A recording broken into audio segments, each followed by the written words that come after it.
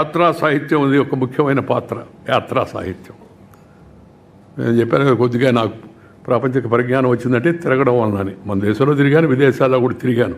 తిరిగి జనంతో నేను ఎక్కడికి వెళ్ళినా రాజకీయ నాయకుడిగా కూడా, మామూలుగా రాజకీయ నాయకుడు ఏం చేస్తుంటారు, విజిట్, ఒక meeting, press conference, night evening flight, return. నేను జీవితంలో ఒక లక్ష్యం పెట్టుకున్నా, ఎక్కడికి వెళ్ళినా సరే అక్కడ రాత్రి నైట్ హాల్ట్ చేయాలా. అప్పుడే అసలు విషయాలు బయటకు వస్తాయి. మనకి అందరూ మాట్లాడతారు మనసు విప్పి. నువ్వు అటు కాకుండా వెళ్ళి కార్యకర్తలను అడ్రస్ చేస్తావు, మీటింగ్ అడ్రస్ చేస్తావు, ప్రెస్ అడ్రస్ చేస్తావు, వెళ్ళిపోతావు అనుకోండి, నీకు లోతైన విషయాలు తెలవు. నేను ఆ దృక్పథాన్ని అనుసరించి ఎక్కడికి వెళ్ళినా రాత్రిపూట ఉండడం, వాడితో గడపడం అలవాటు చేసుకోవడం వలన కొంత విషయ పరిజ్ఞానం వచ్చిందని చెప్పని నేను భావిస్తున్నాను. ఈ హ్యూయన్ సాంగ్ చాలా విలువైన సమాచారాన్ని సేకరించాడు. మన ప్రాచీన భారతదేశం యొక్క విద్యా వ్యవస్థను గురించి కూడా, ఆ రోజున సమాచారం గురించి కూడా అందించాడు.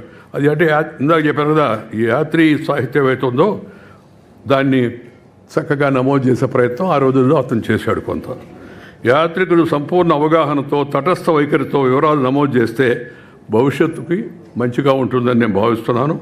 భారత్లో యాత్రా సాహిత్యం రాసిన వారు తక్కువే.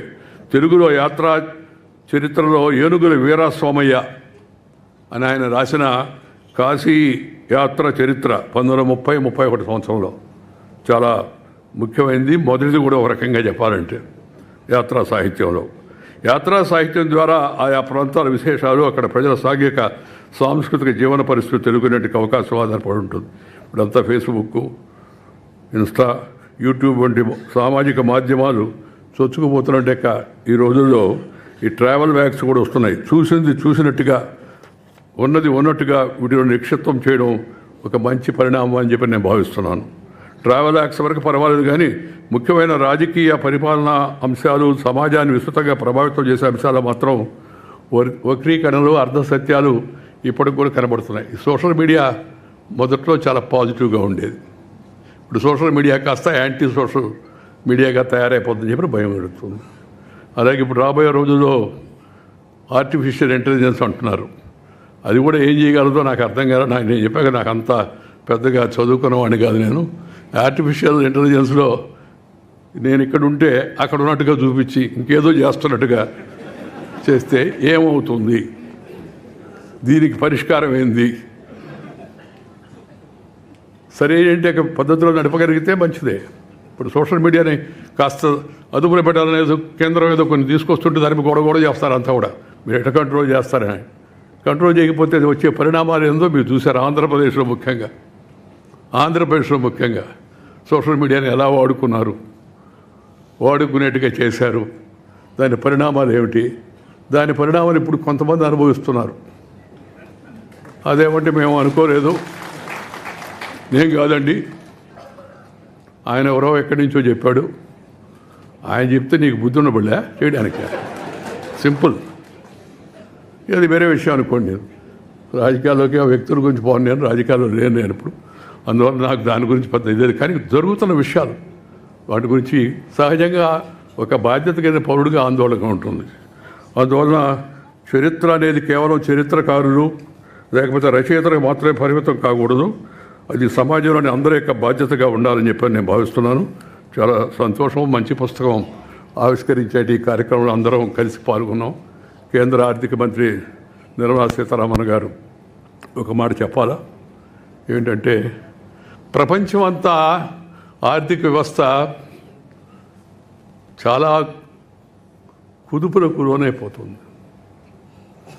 ఎవరికి వాళ్ళు ఎలా ఈ ఆందోళనకర పరిస్థితులు ఎదుర్కొంటామని చెప్పి బాధపడుతున్న తరుణంలో ఎంతో అభివృద్ధి చెందిన దేశాలు కూడా, ఆ ఐరోపా దేశాలతో సహా అన్ని దేశాల్లో ఇవాళ ఆందోళనకరమైన పరిస్థితులు ఎదుర్కొన్న తరుణంలో మన భారతదేశంలో ప్రధానమంత్రి శ్రీ నరేంద్ర మోడీ గారి నాయకత్వాన ఒక సమర్థవంతమైన ఆర్థిక మంత్రి ఉన్నదాన్ని పరిస్థితిని ఆకలింపు చేసుకొని ఆర్థిక విధానాన్ని ఏ విధంగా రూపొందిస్తే మన దేశ ప్రయోజనాలు కాపాడబడతాయి, ప్రజల యొక్క ప్రయోజనాలు కాపాడబడతాయి, అభివృద్ధికి మరింత ఊతం వస్తుందనే ఉద్దేశంతో మంచిగా నిర్మలా సీతారామన్ గారు ఆ యొక్క శాఖను నిర్వహిస్తున్నారు.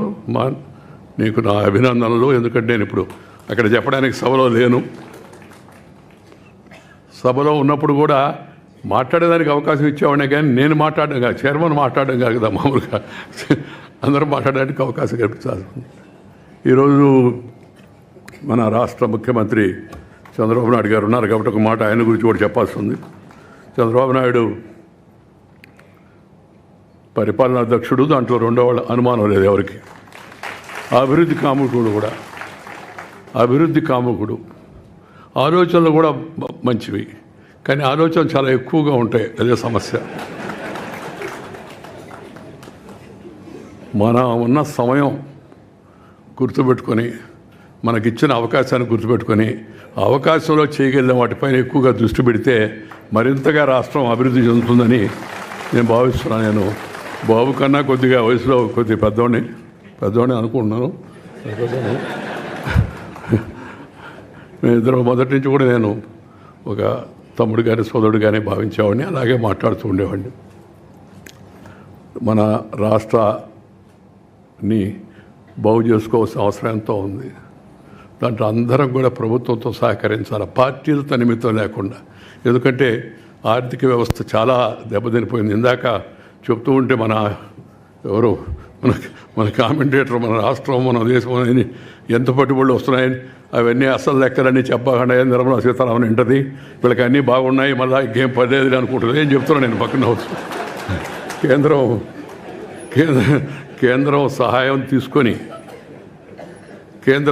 తీసుకొని రాష్ట్రానికి తక్షణ అవసరాలు అవుతున్నాయో వాటిని ప్రయారిటైజ్ చేసుకొని రాష్ట్రాన్ని మంచి పదంలో తీసుకెళ్లాలని చెప్పని నేను కోరుకుంటున్నాను. దాంతోపాటు ఒక మంచి పని చెప్పాడు ఆయన నిన్న, మాతృభాషలో విద్యాబోధన జరగాలని. చాలా చాలా సంతోషం. మన దేశంలో మన భాషలో మనం ఆడుకోకుండా ఇంకో భాషలో ఏంది అంటే ఇంగ్లీష్ నేర్చుకోకూడదని కొందరు అడుగుతుంటారు. సార్ ఎవరు చెప్పారు ఇంగ్లీష్ నేర్చుకోవద్దని? తప్పనిసరిగా నేర్చుకో. ముందు అమ్మ భాష నేర్చుకో. అమ్మ భాష కళ్ళ లాంటిది, ఇంగ్లీష్ భాష కళ్ళద్దాలు లాంటిది. కళ్ళుంటే కళ్ళద్దాలు పనిచేస్తాయి, కళ్ళు లేవని కొన్ని కళ్ళద్దాలు అటు పనిచేస్తాయి. అందువల్ల మన భాషను మనం రక్షించుకోవాలా, మన భాషను మనం ప్రోత్సహించుకోవాలా. విద్యా విధానం 10వ తరగతి వరకు, ఆ తర్వాత ప్రభుత్వ ఉత్తర ప్రత్యుత్తరాలన్నీ తప్పనిసరిగా తెలుగులోనే జరగాలి. ఆ మధ్య ఒక ఆఫీసర్ అడిగితే, సార్ ఒక కాపీ తెలుగులో కూడా కాపీ వేస్తున్నాం సార్ అని. ఏమంత దౌర్భాగ్యం మాకు. తెలుగు వాళ్ళకి తెలుగులో కాపీ వేయడం, ఇంగ్లీష్లో వేయండి కాపీ ఒకటి వాళ్ళకి కావాలంటే. తెలుగు వాళ్ళకి తెలుగులో ప్రభుత్వ ఉత్తర ప్రత్యుత్తరాలు ఉండాలి. ఆ విషయంలో కూడా శ్రీ చంద్రబాబు చొరవ తీసుకొని పరిస్థితిని మరింత మెరుగుపరుస్తాడని చెప్పి నేను భావిస్తూ ఉన్నాను.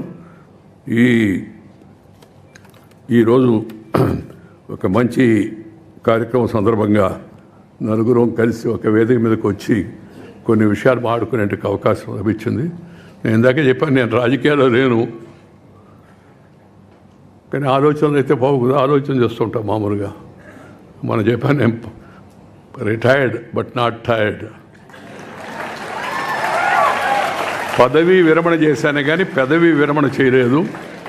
అందువల్ల దేశం రాష్ట్రంలో జరుగుతున్న పరిస్థితులపైన నా ఆలోచనలకు అనుగుణంగా నేను తిరుగుతూ ఉంటాను, నాకు చెప్పదలుచుకొని చెప్తుంటాను. ఎవరి ఇద్దరిని ఉద్దేశించింది కాదు, ఎవరికి చెడు సంకల్పించేది కాదు. నాకున్న అనుభవాన్ని జనంతో పంచుకోవాలనే ఉద్దేశంతో నేను రాయడం కానీ, లేకపోతే మాట్లాడడం కానీ, ట్వీట్ చేయడం కానీ